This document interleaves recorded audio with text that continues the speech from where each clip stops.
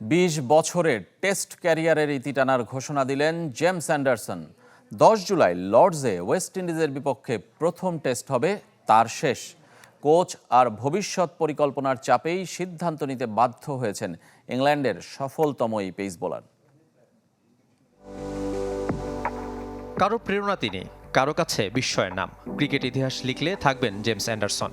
কবে থামবেন, খুলে রাখবেন সাদা পোশাক, শত সহস্র আগ্রহীর প্রশ্নের উত্তর নিজেই দিলেন। আসছে গ্রীষ্মে খেলবেন শেষ ম্যাচ।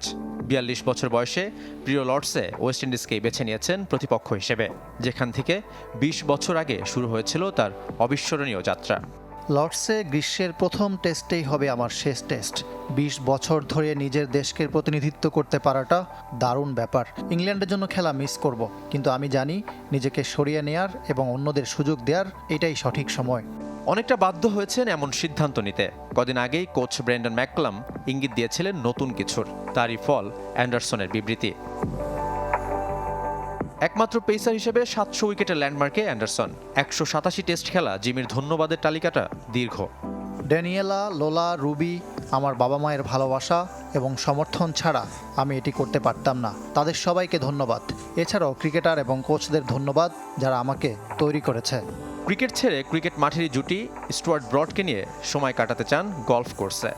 সামনে নতুন চ্যালেঞ্জ নিতে প্রস্তুত, সেই সাথে গলফে আরও বেশি সময় দিতে চাই। জিমির বিদায়ে শেষ হবে সত্যিকারের টেস্ট প্রেমী এক ক্রিকেটারের অধ্যায়। শাফাত মিদুল, চ্যানেল 24।